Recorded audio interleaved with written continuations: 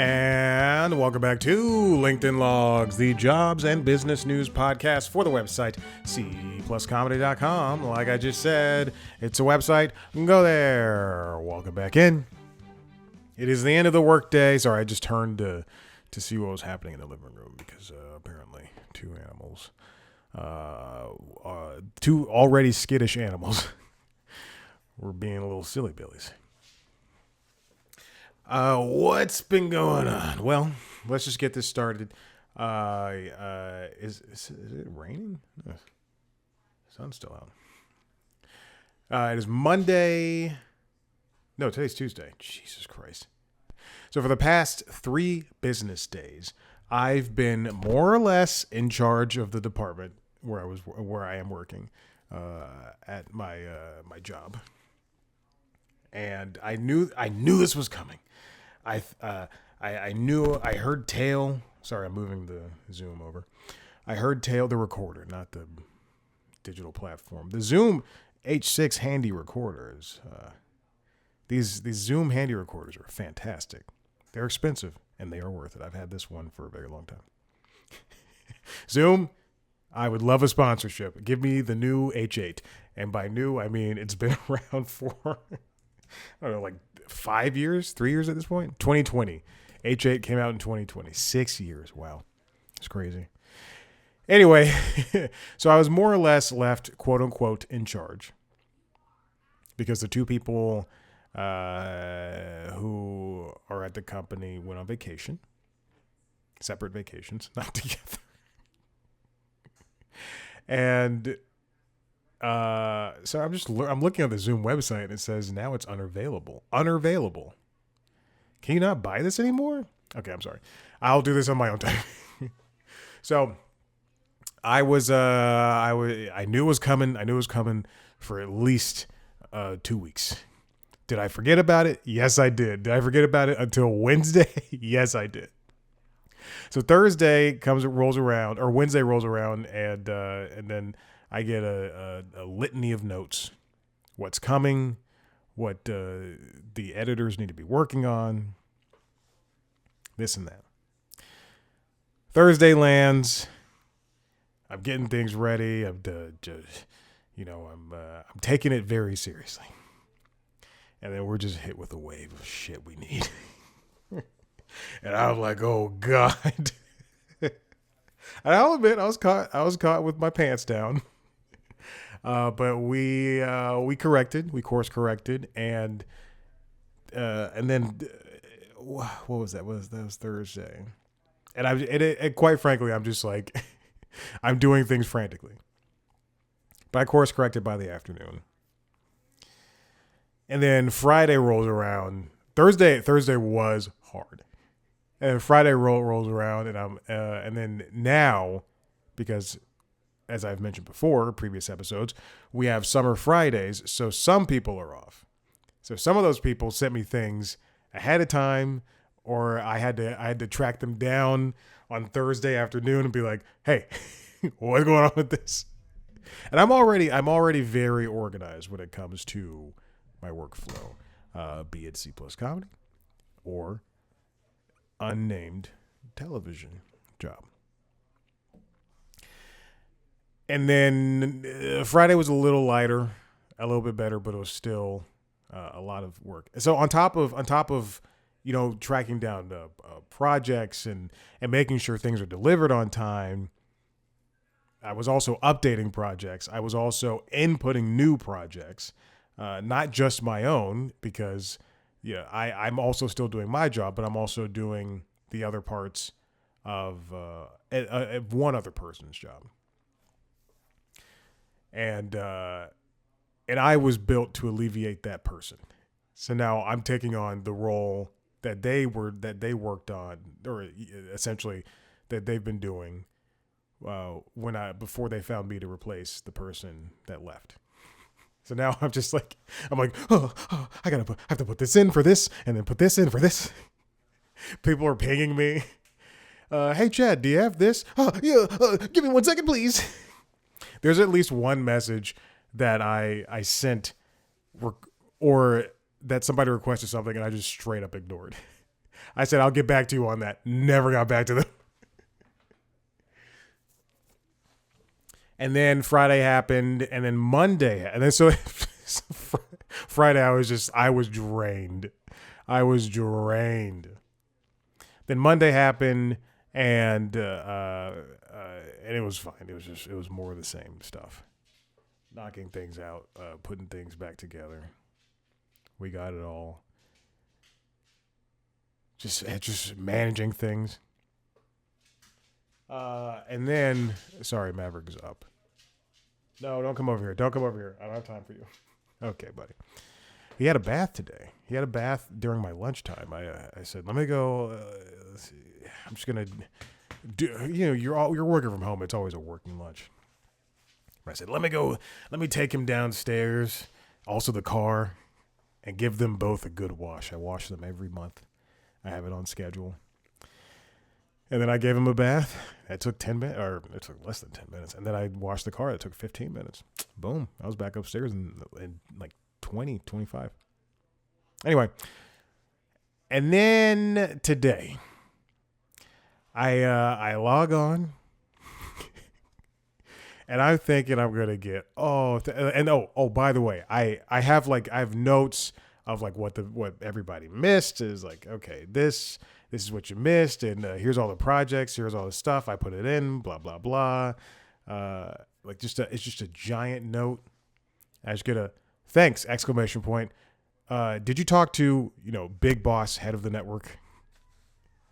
Did you talk to this person? How come you didn't respond? And in my head, I'm just thinking, the fuck, am I going to get more than a thanks? I did all of this work.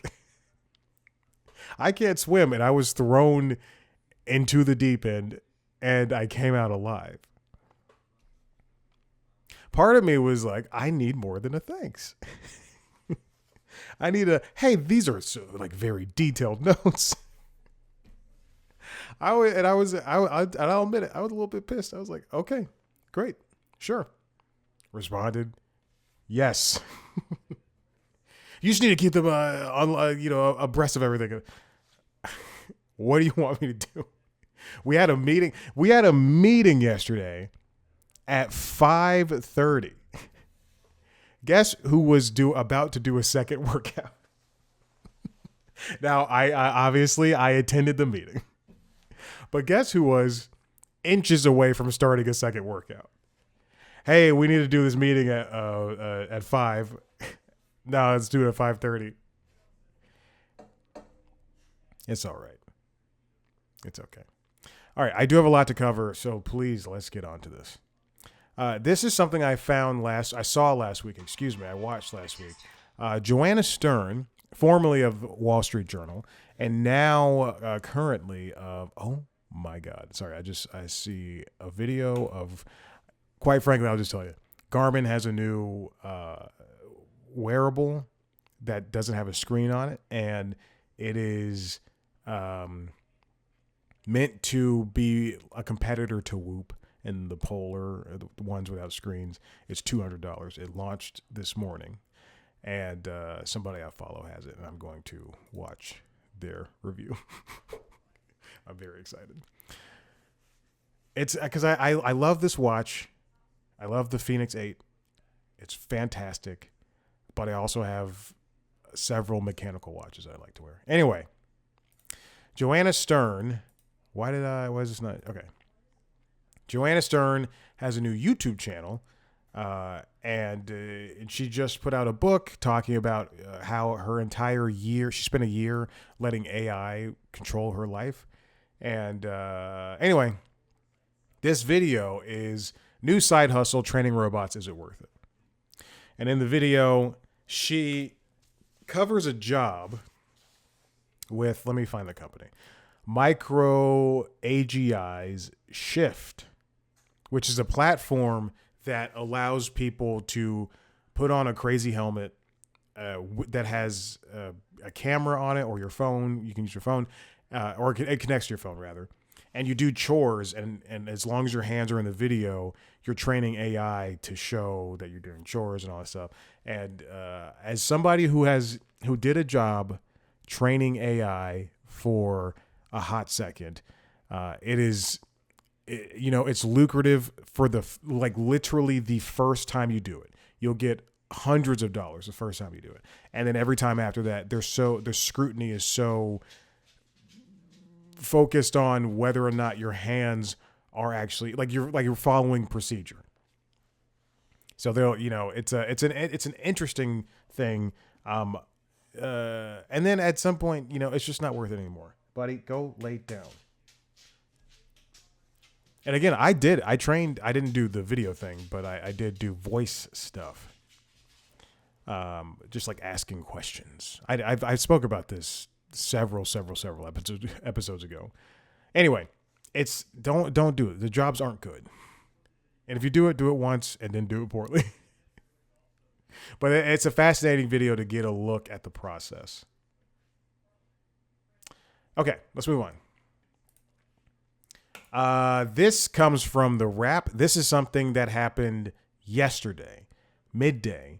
And we were notified, or fans, I guess, were notified of it kind of midday. And we more or less knew this was going to happen. Let's get into it. This comes from The Wrap, written by JD Knapp. ESPN layoffs underway after NFL Network acquisition.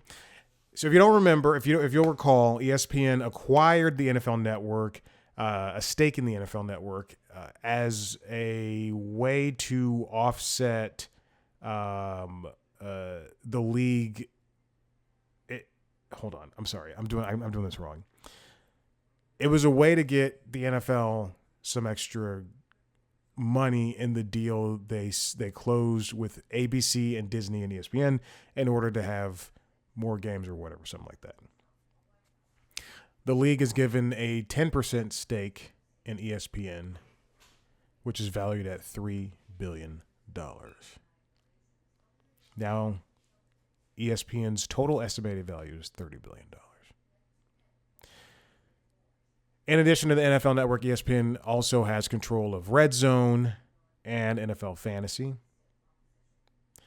And then the league is still in charge of NFL Films, NFL Plus, NFL.com, NFL Podcast Network, NFL Fast Channel, and the official sites for the league's 32 clubs.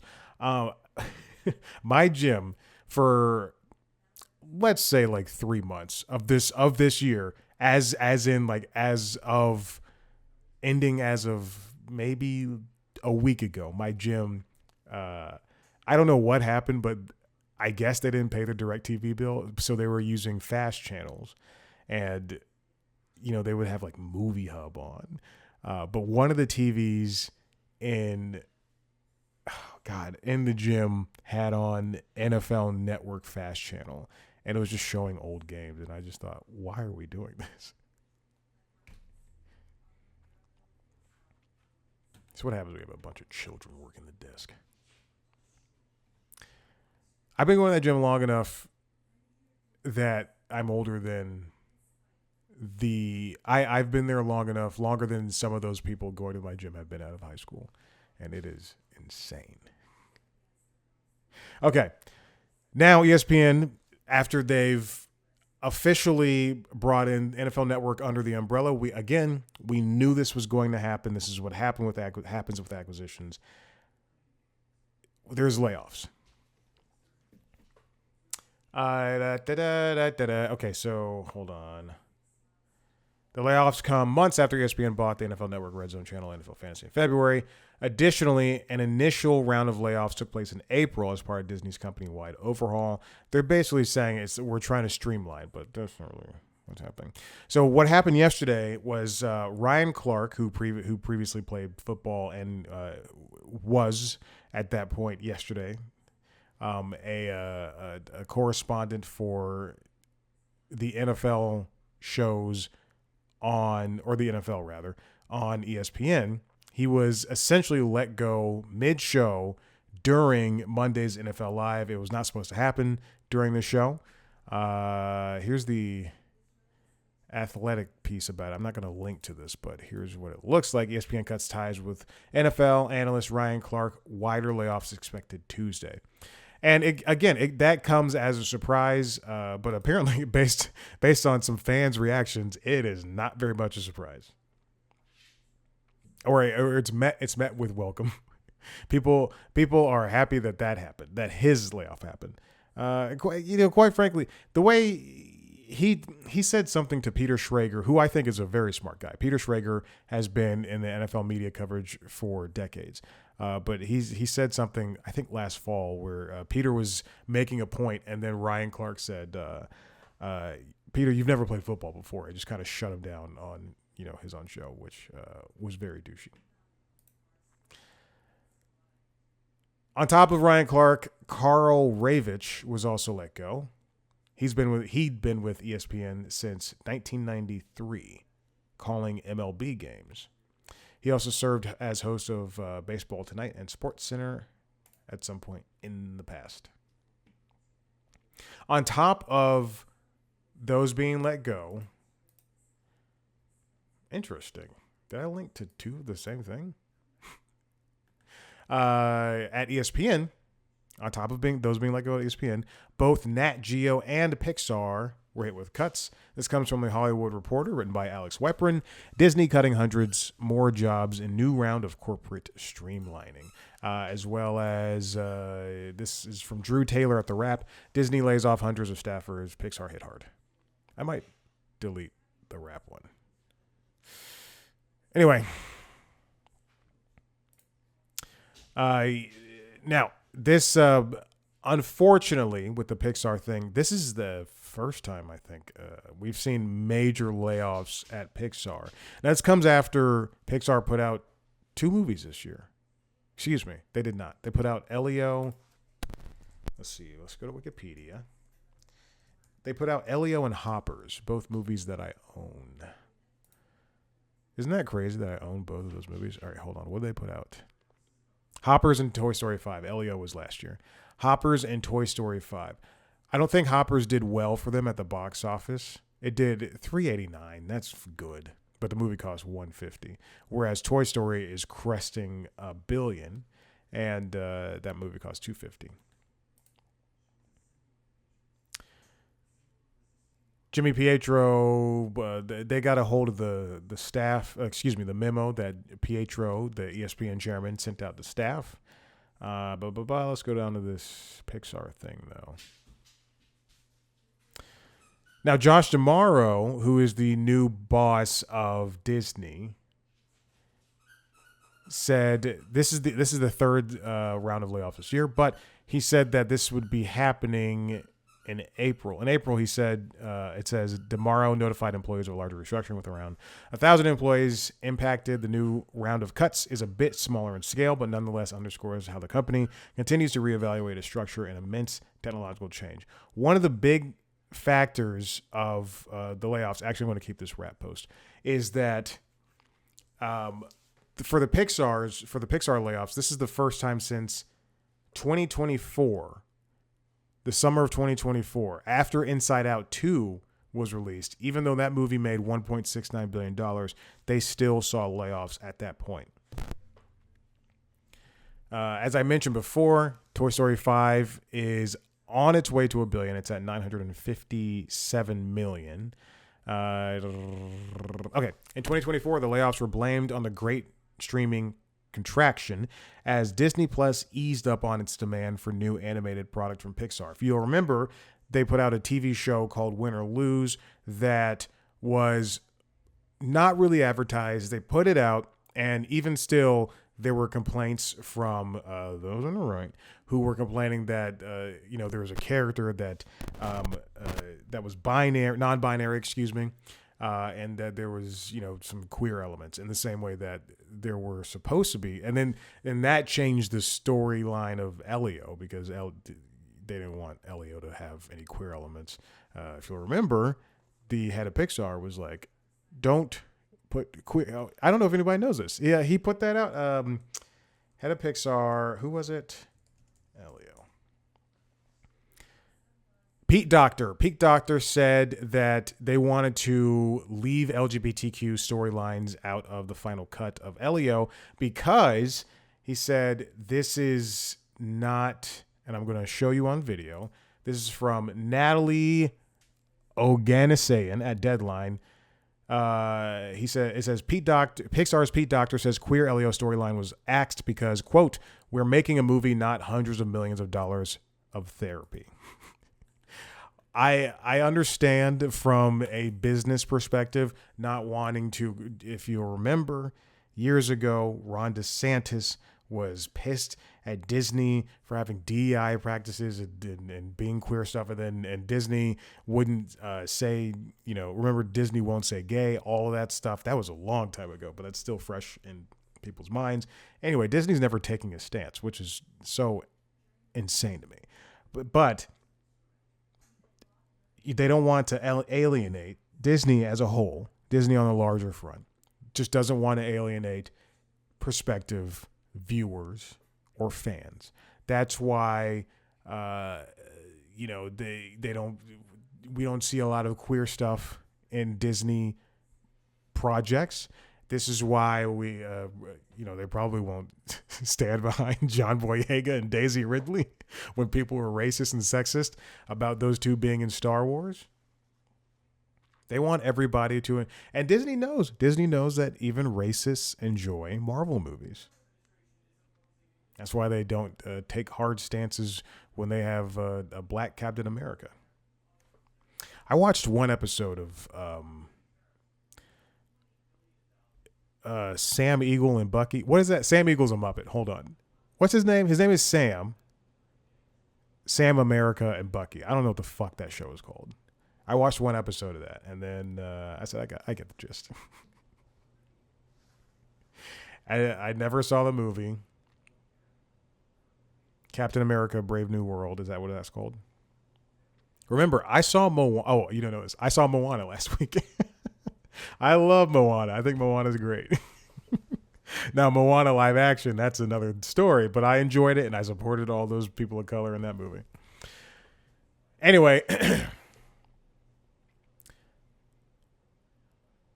Ooh, okay. There's another original series from Pixar that's coming that is canceled, and it's being reworked for release in 2028. Additionally, there was another TV show from Pixar on Disney Plus, Monsters at Work, that was the spinoff of Monsters, Inc. This round of layoffs is at least partially being blamed on the perceived underperformance of Hoppers. It's on the Hopper. Remember that? You're welcome. The Pixar original film that opened earlier this year, and an individual with knowledge of the situation told the Wrap. The Daniel Chong directed feature. Daniel Chong is the gentleman who created We Bare Bears. And you can see that in this movie. I like Hoppers. Remember, I bought Hoppers. I saw it in theaters, and then it went on sale, and I bought Hoppers. It was a very funny movie. And John Hamm does a great job. And I think Kathy Najimy is in it. Peggy from King of the Hill. King of the Hill's back. You're welcome. By typical Hollywood accounting standards, that puts Hopper slightly shy of breaking even. They made $390 million on a budget of $150 million. And then Elio was the lowest grossing Pixar movie since Onward. But remember, Onward came out during the pandemic. I did not like Onward when I saw it. And then I watched it again. I did not like it. And then I watched it. I watched it like 2 months ago because I own it, and I like it. It's fine. You know what? I thought, yeah, it's fine.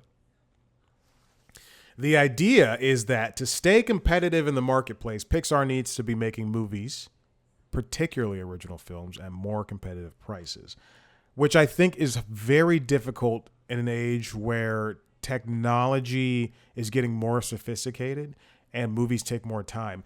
Now, my biggest problem with Pixar movies, and I was thinking of this morning, not, besides all of this that's happening at Pixar, but I was thinking about this morning, is that Pixar movies are overbaked. It's like making, a chicken breast. Get it to 165. Don't get it. Get it to 160 and let it cook the rest of the way outside the oven. But don't don't do it to 170 and then go, this chicken is dry. They have this, this brain trust that they have there at Pixar with 100 people commenting on the direction of the movie, and then they have 15 directors and 12 writers.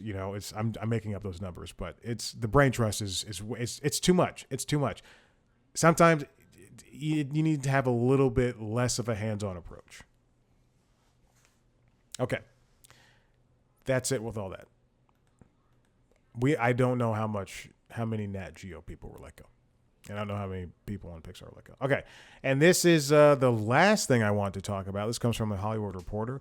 Katie Kilkenny wrote this. Are you on the list? Exclusive crew member. Hollywood crew members fear roster crackdown exclusive. I jumped way ahead. Now, in Hollywood, there is an industry experience roster that is, I think, just like kind of floats around.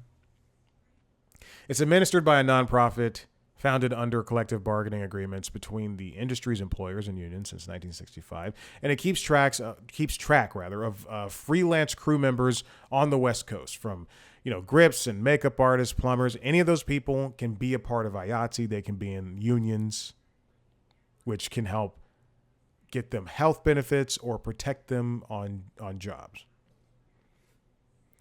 And this list is just keeps track of people who do lighting or people who do makeup or whatever, costumers, whatever, and it allows them, to get contacted for roles. It's a valuable resource for productions enlisting large numbers of crew members, and generally speaking, employers agree in their union contracts to hire creatives on the roster before they tap those who aren't. But now we are seeing a lot less productions across the industry. And in recent weeks, Administrator Contract Services has informed a few thousand members of the IATSE crew union that they have been flagged for removal from the roster. This is because a lot of these people have not worked since 2023. Eligibility lasts over the course of a 3-day period. So this is between the current 3-day period, 3-year period. The eligibility lasts for a 3-year period. So if you haven't worked for 3 years, then you are at risk of being removed from this list. Again, a list that lets you continually or helps you continually get work. The list lasted from, or this current iteration of the list is April 1st, 2023 to March 31st, 2026. Teamsters Local 399, LIUNA Local 724, and United Association of Plumbers Local 78 members, who, in addition to IATSE members, make up the roughly 47,000 members currently listed on the roster, have yet to be notified of their status. Those expected, theirs will also undergo review. They've just been flagged, so we still don't know if they've been removed yet. This is important. This is, again, how people continue to get work. You want to watch The Odyssey, it's more than just Christopher Nolan and Matt Damon and Anne Hathaway and Zendaya and Lupita Nyong'o and all those actors. There's background people. There's, again, plumbers, costumers, makeup artists. There's lighting people, rigging people. What the fuck is going on with this goddamn microphone? Sorry. There's lighting people. There's rigging people. There's, which is I'm sure the same thing. Camera assistants. There's, PAs. There's all these different people who are working in these jobs, and this was just another avenue for them to continually get work. But since the pandemic, really, people have not had continuous work, especially on mainland U.S. You'll know a lot of shows and movies are just across the seas now. I believe the Rob Lowe directed The Floor is in Scotland. There's Young Rock, that show that was on for 3 years on NBC, a show I enjoyed. The Rock's show created by Nanchaka Khan, who also did Fresh Off the Boat, another great show. Anyway, That show was shot in Georgia and Memphis, and then also New Zealand. A lot of things are in New Zealand and Australia and the UK. It's just like, it's because it's cheaper to fly people there than it is to and shoot something there than it is to just make something here. This is why tax incentives are huge in California and now New Jersey and basically all over the United States. The situation makes the roster culling an emotional topic for those whose list status has been questioned. People are being affected, and this is something right now. It's kind of uncharted territory, especially with the contraction that's happening in the industry. Have I said contraction this episode? I don't know, but I've been reading it a lot in here, so I wanted to say it. At least a handful of IATSE locals are helping their members push back, filing objections on their behalf with contract services. The Art Directors Guild, IATSE Local 800, for instance, told members in an email obtained by THR that they had filed a, quote, blanket protest on behalf of those affected. But ultimately, eligibility for the list is determined by contract terms that both the unions and employers member companies of the Alliance of Motion Picture and Television Producers agree to in their labor contracts. In other words, unions can only push back so much when they previously agreed to those rules. This is why when there's, I was going to say work stoppage, but that's not it. When contracts are being ratified, these are like small things that these unions are looking at. The union will next get the opportunity to renegotiate the eligibility threshold when it returns to the bargaining table with studios and streamers in 2027. Already? Jesus. Workers who spoke to THR about being flagged for removal for the list described difficulty landing work in the wake of the 2023 actors and writers strike. The work they did find didn't have a union contract. Sometimes people work on indie projects. Sometimes people work on commercial projects. I've worked on commercials. I've been talent in a couple of commercials. Was it union? No, it was not. There was one commercial I did. God, what is it? It's 2026, maybe 7 or 8 years ago. I was paid good money for like 6 hours of work as talent, as featured talent. Have I ever seen that commercial? No. It was for, like outdoor furniture. And I was one of 2 featured talents, while everybody else was a friggin' background person. I think we're all paid the same, though. I had to fake drink beer so much.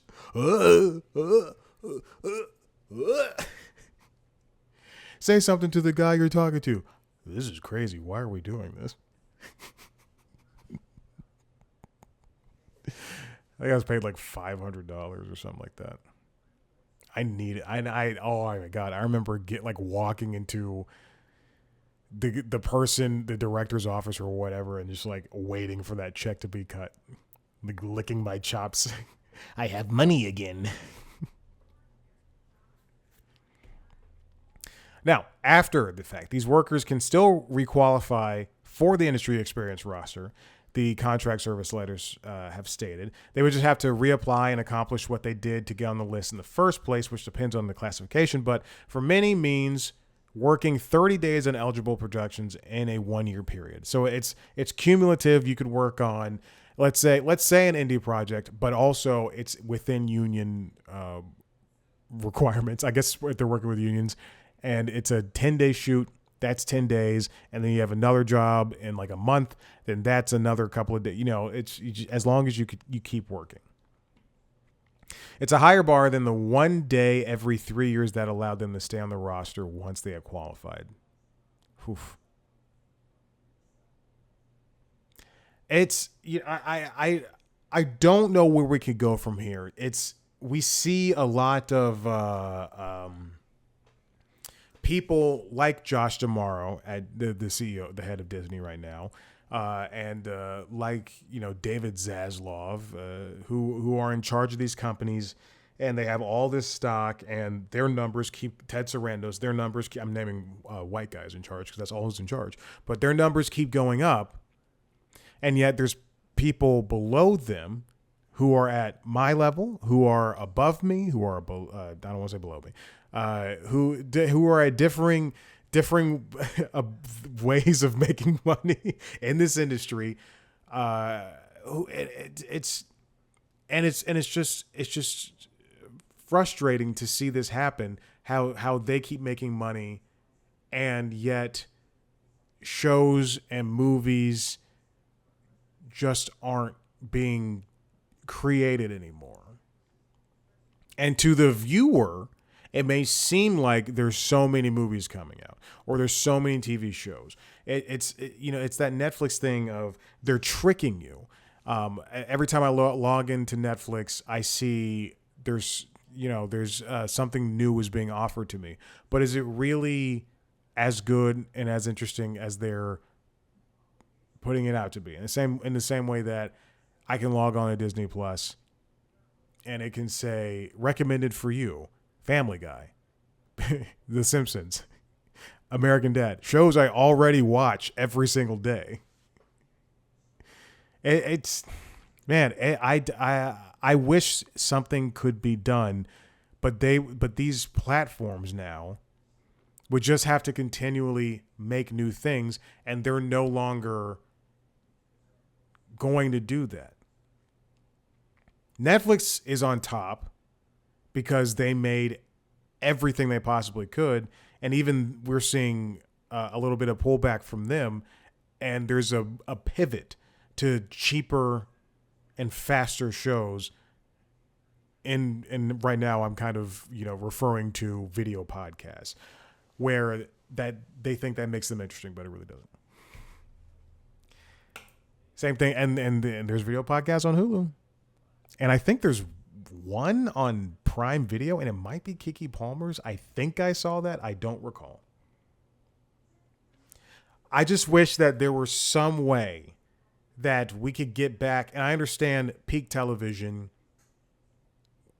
was, prior to 2020, was just like there were 900 new shows, and that's not a made up number. There were, John Landgraf, the head of FX, was always commenting on how there's, every year there's 700, 800, 900 new shows, not new season, just brand new shows that were made, and then we saw the dip thanks to the pandemic. I just wish that there was some sort of middle ground to that. Because for a lot of this, I think there's a misconception that in the entertainment industry, every single person is rich, when in reality, the only people who are rich are the mega stars. Not every director is rich. Not every producer is rich. Not every actor is rich. Not every people probably think camera people on late night shows are rich. No, they're working people. There's people in the offices at the Tonight Show who are just making a salary and they're just living their lives. Fame and rich and success, that's not everything that people want to do in this industry. Some people just want to live a life, and they just happen to work in television, and people think stealing a movie or stealing a TV show doesn't hurt. But yeah, stealing a movie, TV show, a video game, all that shit hurts the people that make it. Because if you wait, even if you're like, I don't want to see Jackass best and last in theaters because there's barely anything new in it. If you don't see that, then the people who made it don't get a lot of residuals. Anyway, whatever. I could go off on that. Anyway, listen, if you like what you heard here, head to the website, cpluscomedy.com. I just updated the players on cpluscomedy.com. I will show this right now, even though my dinner is definitely overcooking. Speaking of overcooking. But if you go to cpluscomedy.com, if you're watching the video, you can see that I've updated the players to proprietary players from the Pinecast network, where I upload Pinecast network, the Pinecast player, where I upload all of the podcasts. So you can now give me more listens instead of using Spotify, because Spotify sucks. But if you want to watch a video version of this show, go to youtube.com/cpluscomedy, where you can see a video version of the other podcasts, The Constitutionals, the Entertainment Business News Show, and Late Night Lately, the Late Night Show. Subscribe to the shows subscribe to this podcast wherever you get your podcasts, and check out the interviews where I interview famous people sometimes. youtube.com/cpluscomedy. Follow us on social media at cpluscomedy, on TikTok, Instagram, Blue Sky, and YouTube. Me on those platforms at Chad Black White. Thank you so much for listening. We'll see you next time. Bye.